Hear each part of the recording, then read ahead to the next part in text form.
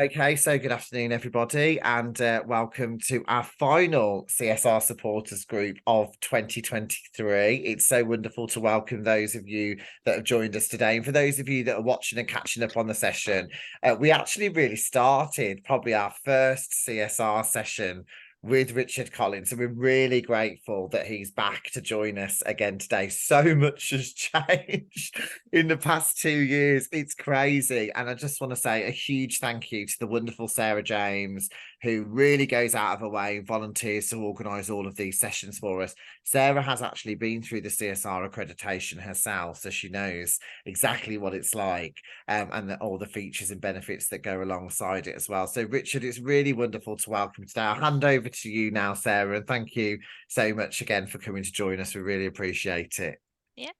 Yeah, so thank you, and hi everyone. It's great to see everybody, and kind of hopefully you'll get everything and lots of information from our CSR supporter session. It is the final one for 2023. For those that have joined throughout the year, we've had various different interviews with the finalists for the CSR Champions of the Year award with the West Midlands PA Awards last year. So that was brilliant, and you'll be able to catch up with those interviews as well. And we've had various different things to just try and give you that information, give you the resources to help you with your CSR strategy, with your CSR journey. And as Dan mentioned, Savient, we are a CSR accredited company, which is how I got to meet Richard. And I think actually the framework and everything that Richard and the CSR accreditation provides gives you a really good overview and oversight of what companies are doing, and all the great things that you're already doing as well. So I thought it'd be great to kind of finalize 2023, to kind of have Richard back to just kind of help you to start thinking about that strategy, start thinking about what the plans are for 2024. So thank you, Richard. I'm going to kind of hand over to you, if that's okay.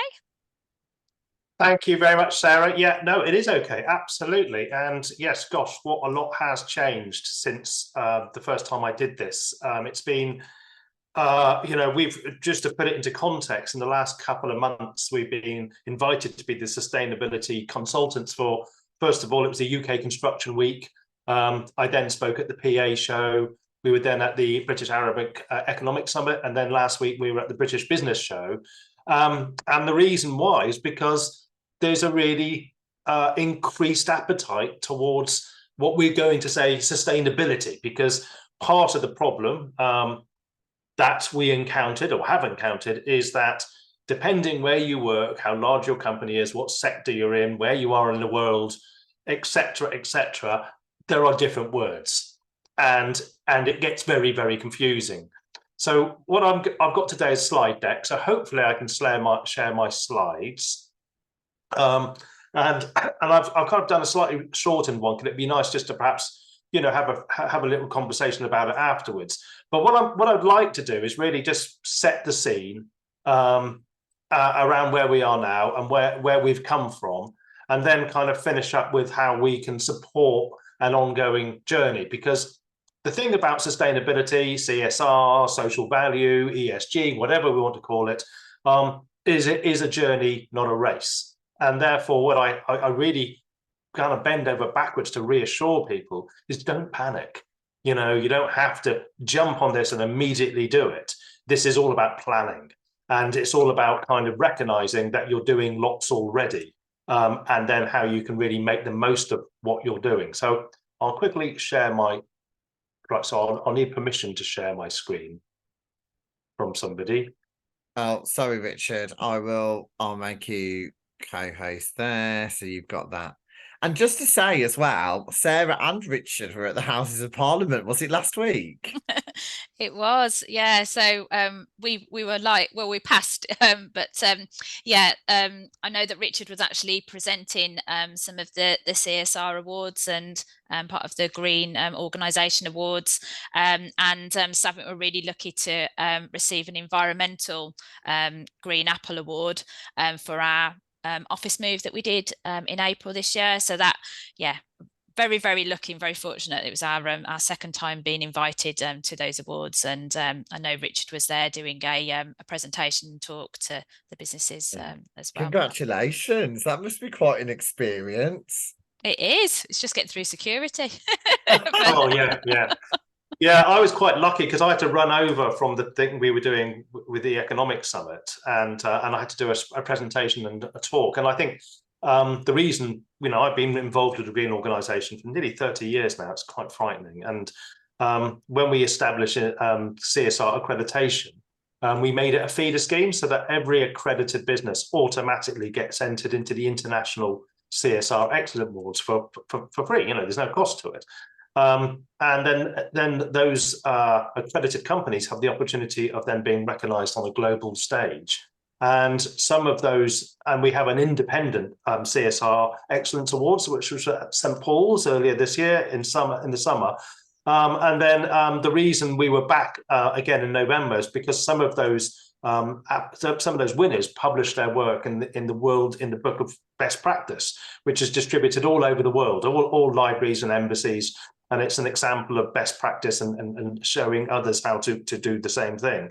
So a number of organisations came back on last week to be awarded a CSR world leader sort of status as a result of having their papers published. So it's a really lovely thing to be able to do. Yeah, that's what we got presented last year when we were at the Houses of Commons. So yeah, very exciting. Right, so, thanks, Richard. Hopefully you can see the deck. Can you see that? Okay. Yeah. Yes, good. So we've titled this Navigating an Increasingly Complex Sustainability Landscape. And I'm going to kind of bamboozle you a little bit to start off with and then kind of pull back from that. But I always start with this slide because for me, the deep planet and the blue planet, which we're seeing repeated in the third series now, was about how we as human beings. So I kind of think it starts up with us, how, as individuals, that we care about stuff. And when this first came out, we sat in our living rooms on our settees and we watched television. And many of us who saw this were moved almost to tears by the destruction of the oceans through the plastics in the oceans, and then how that got into the rivers and into the microplastics that got into the food chain and so on and so forth. And this was also kind of accompanied with not just environmental issues, but issues around like Me Too and Black Lives Matter. So we started seeing issues around gender, around race, and these sum up really all the many things we care about. It could be the local charity down the high street. It could be the neighbours. It could be, an issue that matters to you in terms of the local biodiversity. It's not just global things. So I think as human beings, we care about stuff. The problem is that as the pandemic showed, that sometimes we don't feel that we can do anything about it. The pandemic did a couple of things. One thing is it sent us all home to do nothing, many of us. And that kind of really dug into that sense of purpose we have as human beings and the desire to want to do something that we feel that we're making a difference. But it also emphasized the need for doing those things. The skies were blue. There were no contrails. We reduced carbon through reduced travel. We got to meet our neighbours. Many of us who didn't know our neighbours got to meet and work with our neighbours and do the shopping and look after local charities and businesses. So we got to do some things. But now we've come back and we've got that post-pandemic landscape. I feel that there's a need, we're seeing a growing interest in organisations driven by the individuals, the employees, to want to do something around sustainability. And the problem is traditionally, a lot of those decisions are made on our behalf by, global organizations and global networks. I mean, the talks between all the scientists and the world leaders at Davos and so on and so forth.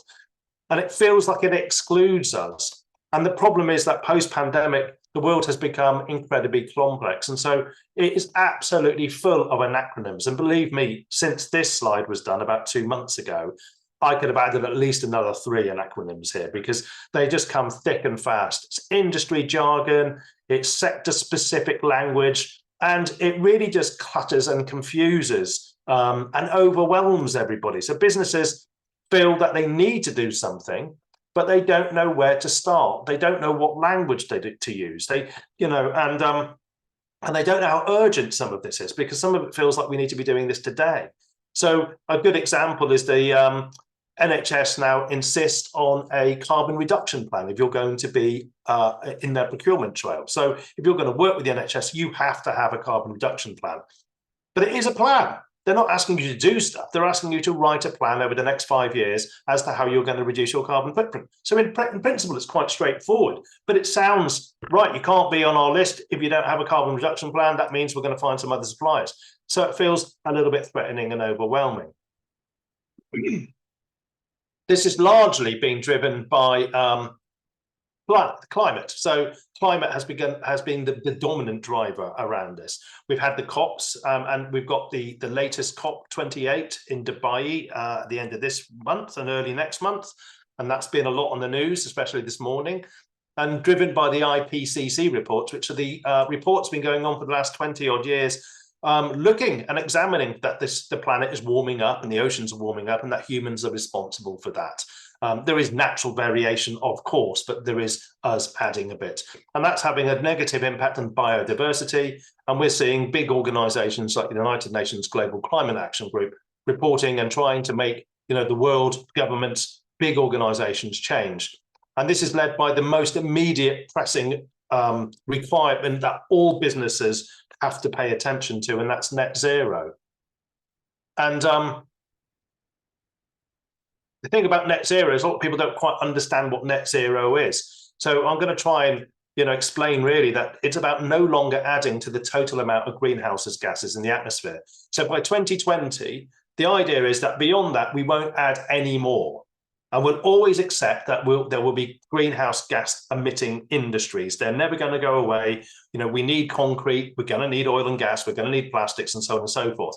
So the idea is that we offset through our businesses, reducing the amount of electricity and waste that we use, therefore reducing our greenhouse gases. So therefore, any greenhouse gases that are produced are cancelled out, that net zero, by 2050 because of carbon capture, because of carbon offsetting, and because we can all work collaboratively together to reduce our energy and our travel and our waste. And I say waste because something like 30% of greenhouse gases are from landfill. So it's not just the energy that we're using in our buildings. And therefore, we all have to contribute on that in doing things. And the reason why is because we have this thing called the scopes. So scope 1 and 2 are quite easy really to understand because they are the emissions that we control in our buildings. So we can turn the thermostat down, we can turn the lights off, we can take computers off standby, we can reduce our waste, we can reduce all the things like we have control of that.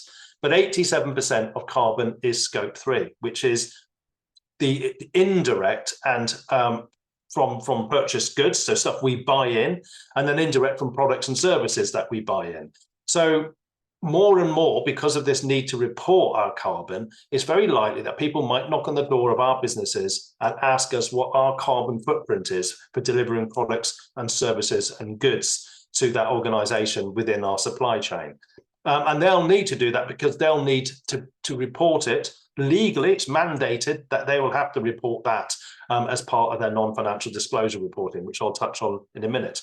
So net zero is going to mean that all businesses at some level will in future have to record the carbon footprint of their products and services because there's a growing legal requirement for bigger organizations to report on that as well. And that then hopefully will all be produced and published so we can see that over the coming years we are able to reduce our carbon footprints and therefore achieve that net zero goal by 2050 and hopefully a lot sooner. And this is really driven by the introduction of a lot of legislation and regulation that's coming in.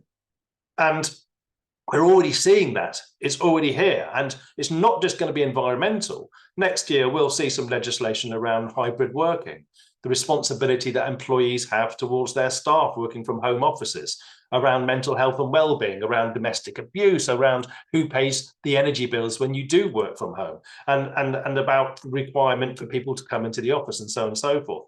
So we will start to see, growing legal requirements driven by global pressures that will have an impact on regulation and legislation in the future. So these are things we're going to have to do. At the moment, CSR is mostly voluntary. So I think it's better to choose to do things while we have the chance rather than be told to do things in 3, 4, 5, 10 years' time because the legislation is asking us to do it. And that's partly because we are starting to see things like the Green Claims Code, which came in last year, which will fine companies that make claims about their environmental impacts that can't be backed up. So in other words, this is the whole greenwashing thing. We've got to be super careful about what we say or what we don't say, because, you know, the digital domain is under so much more scrutiny, and anything we claim is there in the public domain. People will look at it, and if we can't back it up, people will whistleblow, and then you have a real issue with, you know, reputation and so on and so forth. And we've seen this with some big companies like Brewdog and VW and so on and so forth in the previous years around, you know, some of the behaviours that they've been involved with. And this is finally driven, before we move on, by the requirement for non-financial disclosure reporting. So we all know about report and accounts. Most big companies publish their report and accounts. They have to do that. And that often looks at what you did in the last 12 months. The non-financial disclosure reporting is reporting on, as it says, the non-financial things, the things you're doing around reducing energy use, travel use, your transitional plan to decarbonisation, your reduction of waste, and so on and so forth. And these are there's a value associated with that, and that is in your non-financial disclosure reporting. Legally, we have the Task Force on Climate-Related Financial Disclosure, the TCFD, which is a requirement for companies who employ over 500 individuals.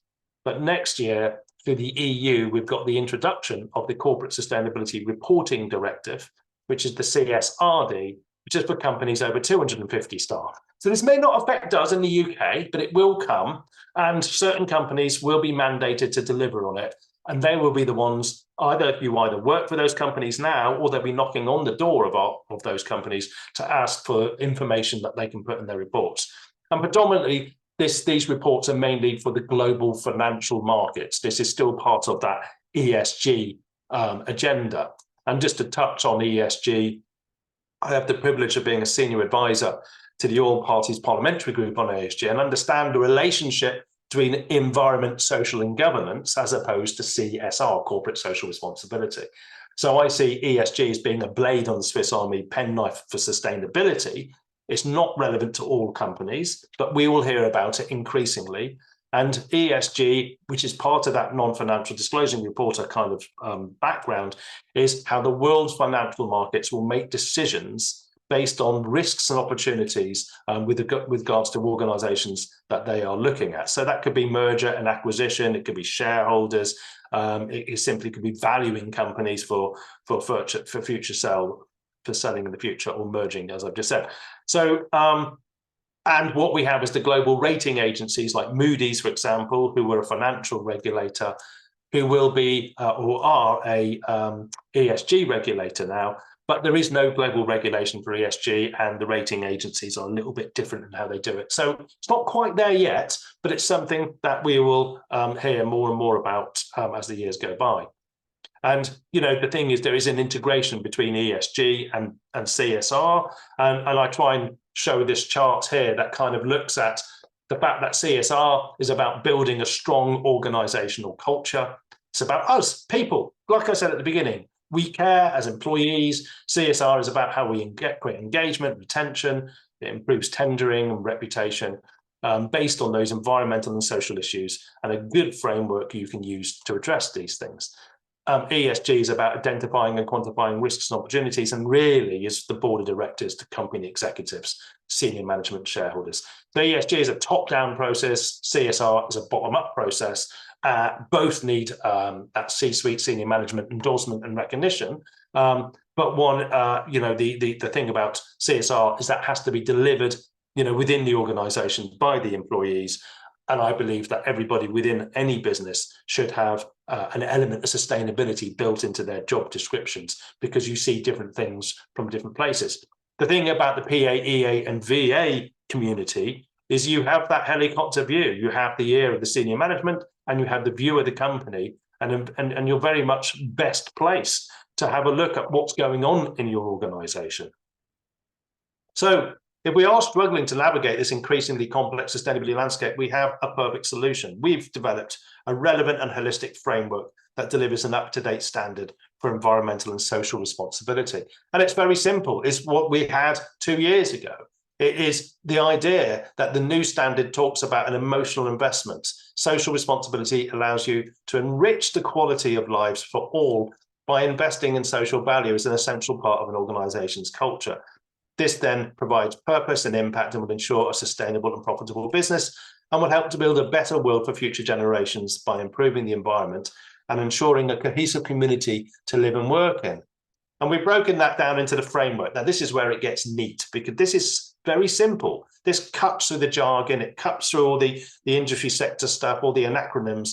It's 4 pillars. And those 4 pillars, I think everybody can understand and recognize. So when you think about your organization and what you're doing, I bet every organization that you work for is already delivering on these 4 pillars. I bet you have a recycling program, that you do turn the lights off, that you may have light sensors, you may have a cycle to work scheme or a car share program. In the workplace, I bet there's training and apprenticeships and labour practices, policies like mental health and well-being, diversity and inclusion, gender pay equality, good governance, good ethical practices.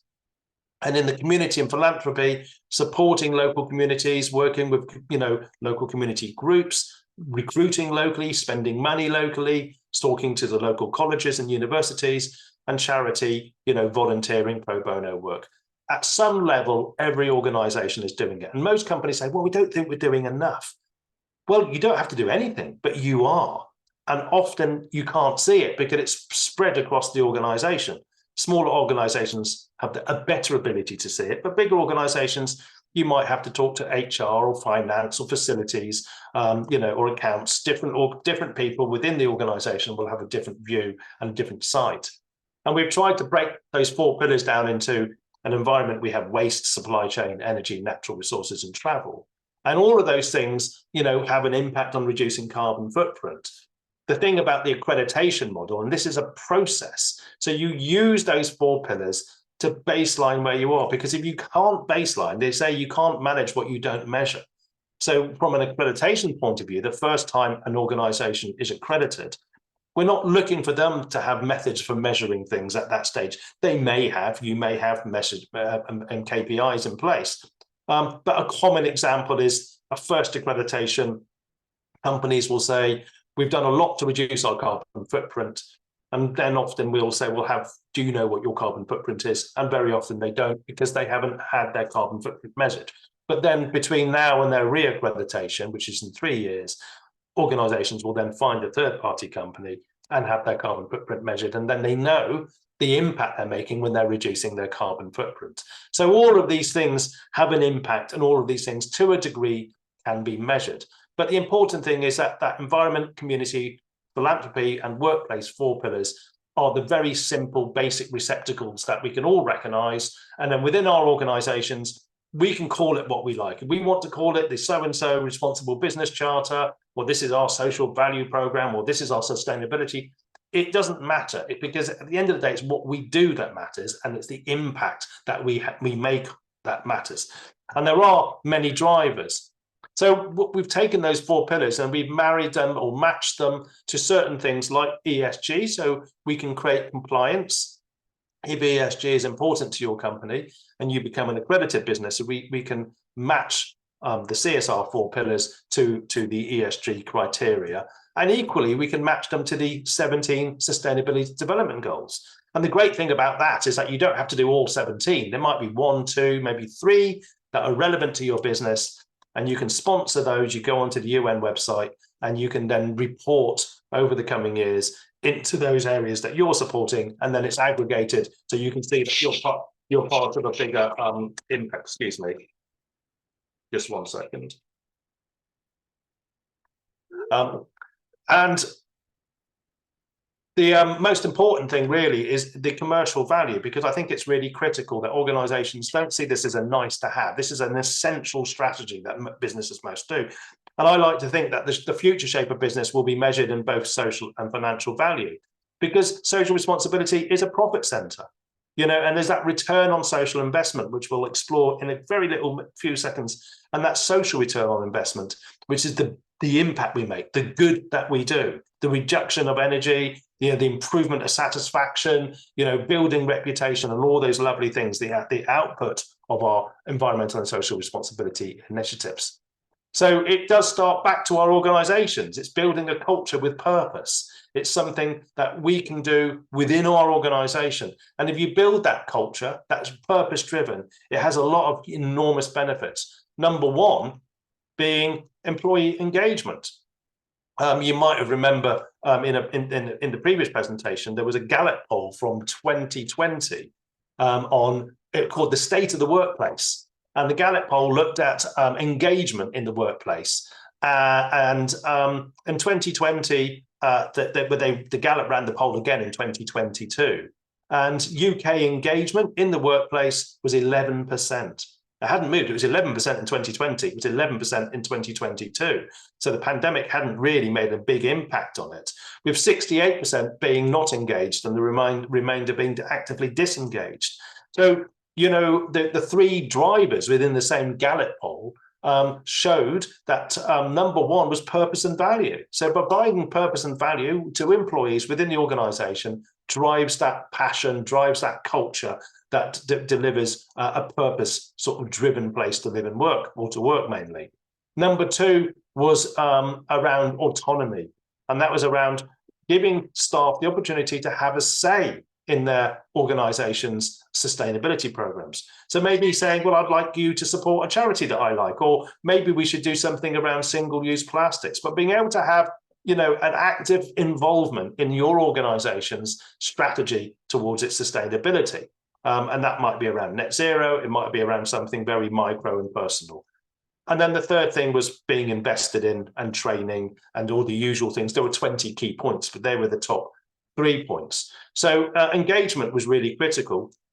Retention as well. So, we found that a lot of organizations throughout the pandemic were losing people because there was a huge skills gap, partly because of Brexit, partly because of the pandemic. Certain industries like hospitality and manufacturing, construction were struggling. And even in the financial and law sectors, people were leaving to go to jobs where they were being paid more money. Now, interestingly, we've seen data that suggests that those people who did that are now leaving those jobs and coming back to the jobs they had originally, because even though they got paid more, the companies weren't as nice as the companies that they were working for. So in other words, they were coming back to that sense of culture within the organization that was a better place to work. And this taps massively into recruitment, because we've seen absolute change in attitude towards a younger generation who want something totally different from the companies that they work for. And it's all around environmental and social responsibility. University studies showed that degree students 5 years ago were going predominantly into finance and law. At the end of last year, degree students predominantly were going into the third sector and the public sector. So working for companies where there was a sense of purpose. And LinkedIn's campaign this year, in about February, March, a little while ago, with Microsoft on their recruitment platforms, predominantly for Gen Z and millennials, showed that this group were going to a job and leaving after a week, going to a job, leaving after a week, going to a job and leaving after a week, until they found a company that had a culture that they wanted to be part of, above and beyond paycheck. And so this was equivocal data to show that there was a different mindset from a different generation that weren't necessarily led by money, but wanted to find a place to work that matched their sense of purpose and value. So all of this has a huge commercial impact. This is where that bottom line comes from. You can increase engagement, improve retention, and attract talent, then that's going to have a significant financial benefit to your organization. And then with regards to community engagement, working with communities, doing stuff that's aligned to your business.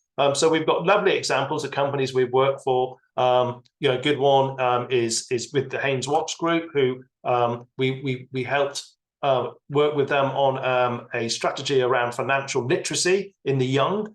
With the Stone Group, who refurbished technology and IT, they did some work around digital poverty in the community, especially with poor families who weren't able to support their children with learning tablets and computers for school projects. And within the built environment, we did some work with later living around social isolationism in the elderly in the community. So you can do some lovely things around community engagement and charitable engagement. And this has a positive impact on improved mental health and well-being. The thing with, I think there was Morgan Sindel that became Level. They did a program where they gave an hour to every member of their staff to phone somebody during the pandemic who was in isolation over the age of 75, and that had a real positive impact on their mental health and well-being on the day that they had that role. Of course, there's operational cost savings: turn the lights out, save money; shut windows, save money; take computers off standby, save money; reduce your zero landfill, so become a paperless office, saves money; reduce travel, saves money. So there's low, operational cost savings. But there's also around tenders and attracting investment. So we touched on the ESG world. Yes, if your company is being merged or bought, or if it's a company that has shareholders, then ESG, the environment, social governance ratings from the financial agencies will have an impact. Tenders, it's interesting that 30% of a public sector tender is around social value and sustainability and environment. So it's a really great way to put together tenders.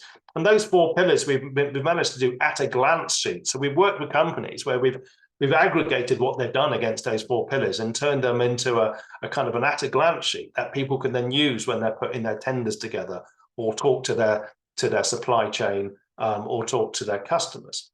And we're starting to see high street banks now putting questions around sustainability for business loans, and more recently, insurance companies doing exactly the same thing.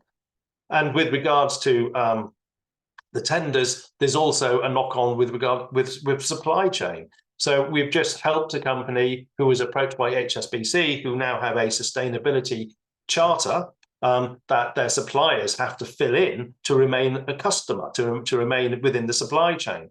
So I mentioned the carbon reduction plan with the NHS. We're beginning to see, the supply chain knocking on the door of organizations, businesses within their supply chain and saying, are you matching the sense of value and purpose in terms of your environmental credentials and your social and responsibility credentials? And if you're not, then we don't want you on our supply chain. That's partly because your weakest link can be within the supply chain. So we are seeing significant supply chain pressures. And also brand reputation and business reputation. We know that a company, I started off as a branding consultant. I've spoken to a lot of branding agencies in the last couple of weeks at the various events I've been at. And it's interesting how we've all recognized the shift that 10, 15, 20 years ago, the brand, and I always used to say your brand is what people say about you when you're not in the room. It's still the same thing, but 20 years ago, it would have been about products and services. I think it's a given that if you're an estate agent, you sell houses well. You must do. That's what you do for a business. So I think modern day reputation and branding and marketing is all about how you behave responsibly to your people and to the planet, and how you deliver that sustainable profit to your organization by doing those things. So there's a lot of benefits to business that drive the importance around environmental and social responsibility. And that simple framework of 4 pillars being an eloquent thing to use to help you look at where you are. What are you already doing? Because that's the starting point. And when you do that, you can see where the gaps are. Actually, maybe we're not doing enough about net zero. Maybe we need to do more about equality within the organization. So, once you've got that benchmark, that baseline, you can then start to plan forward and address those gaps. And put in what we like, those future advisories, because a lot of what I'm talking about is about transition. I've said earlier, don't panic. This is a journey, not a race. We've got time to do it. And it's about saying, well, we might not be doing these things now, but over the next 12 months, 2 years, 5 years, we can start to transition and start to do those things. And again, what better placed or people within an organization than the BAEA, PA kind of individuals, because they have the ability to have an oversight of the entire organization.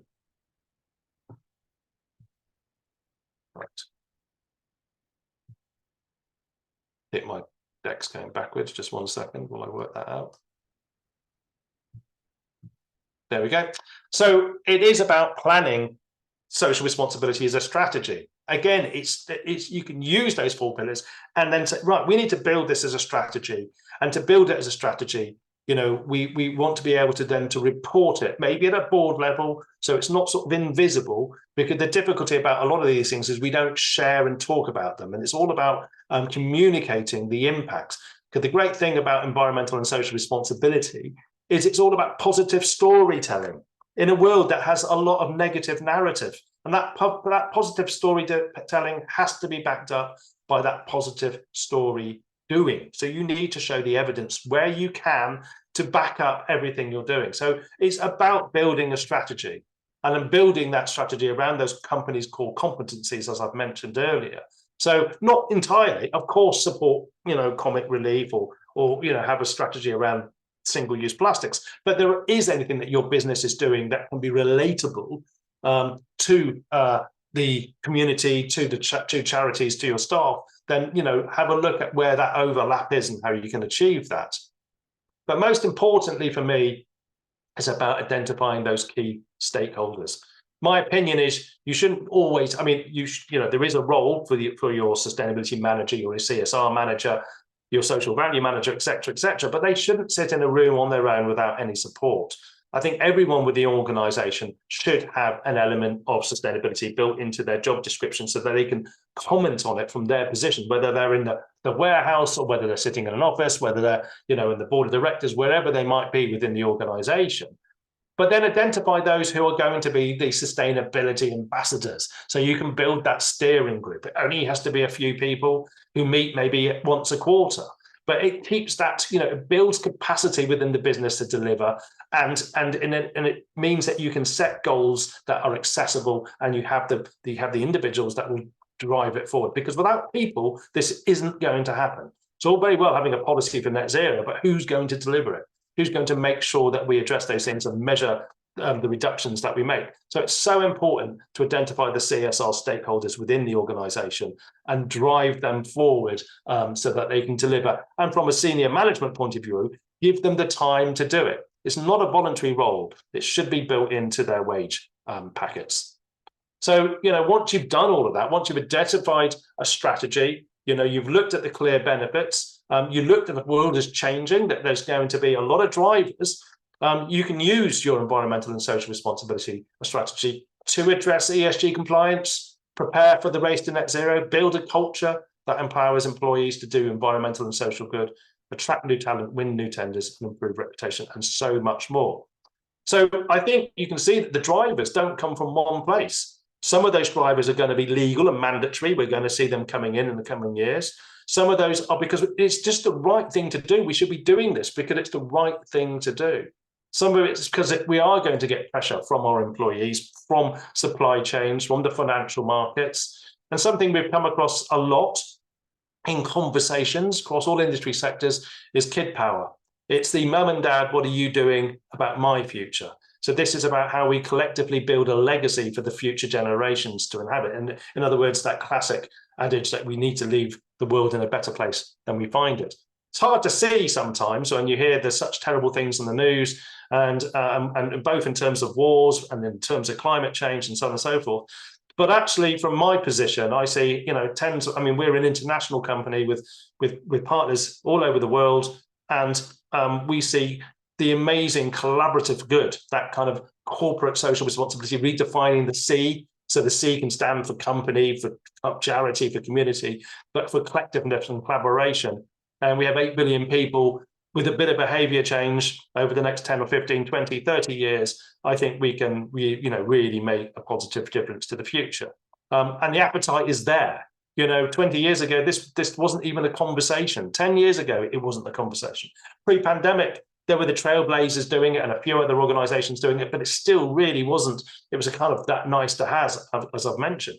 Whereas now I think this is essential. And I think, you know, the future of business will be the businesses that address this, build a strategy, plan for the future, because those future advisories and that social responsibility agenda is about, you know, leading indicators rather than lagging indicators.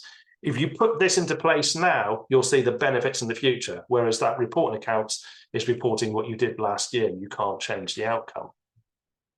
So we are the only accreditation body in the world for environmental and social responsibility. And we realized that we can't just deliver that on its own. So we provide training, and we've delivered this training. We've come up with a really beautiful online self-paced learn as you go training program on Thinkific platform. We've delivered that successfully to many hundreds of individuals. It's about 2.5 hours. It takes about 6 modules. You can do a module at a time, and do it over a week or two. It's certified by a UK university, the Institute of Administrative Management, and ourselves, and that counts towards your continued professional development.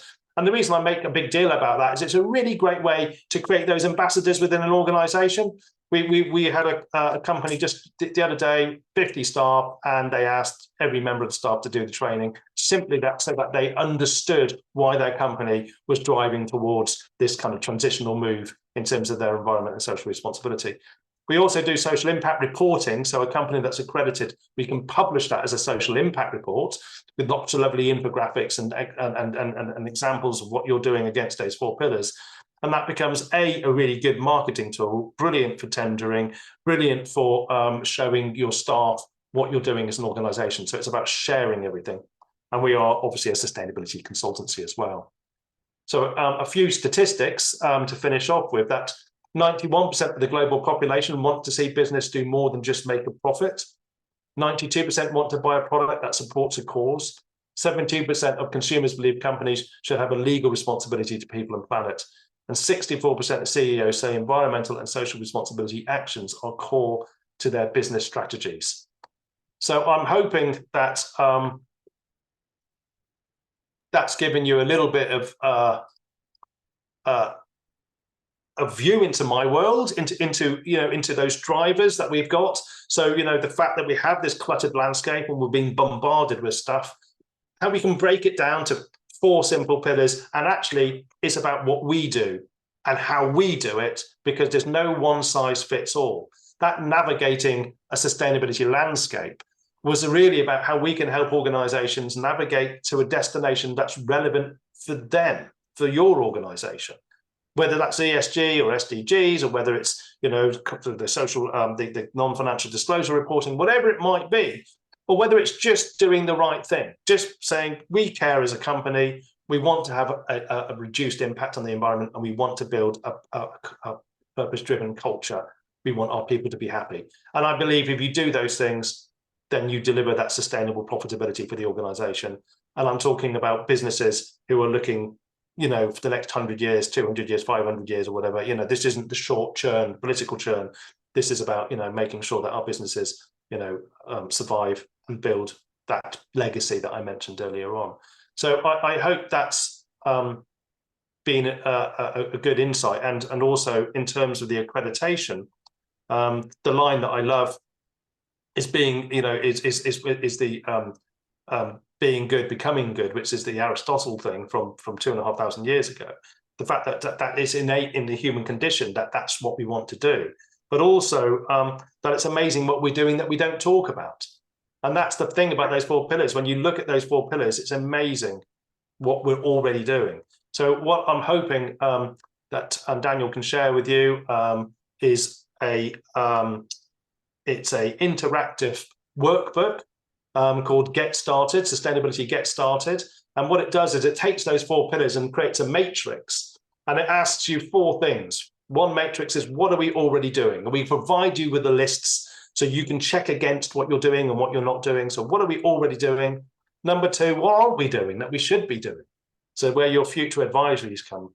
Number 3 is what we are doing that's not on your list, because we can't guess everything. So there's going to be, we've seen, shopping malls put beehives on the roofs. We've seen, the most incredible, innovative and clever ideas that businesses do. We can't cover all that, and there's what can we be doing better as well. So that taps into, that future, how you prioritize your sustainability strategies going forward. You can't do it all at once, and you can't do 100 things. Pick the things you can do well, go at those, get the results, build the goals, build the capacity, and make it something that, you know, you get a lot out of as well, and you can share the impacts. So hopefully that leaves a little bit of time in case there are any questions. Yeah, I'm just gonna thank you, Richard. I'm just gonna, just for the purpose of those watching the recording, I'm just gonna stop the recording now just so we can open up for questions. But just to say massive thank you to you. We really appreciate it. We'll make sure that the details are all uploaded onto the YouTube channel, and we'll also make sure that we share that afterwards as well. So thank you so much, Richard, and for those of you Perfect.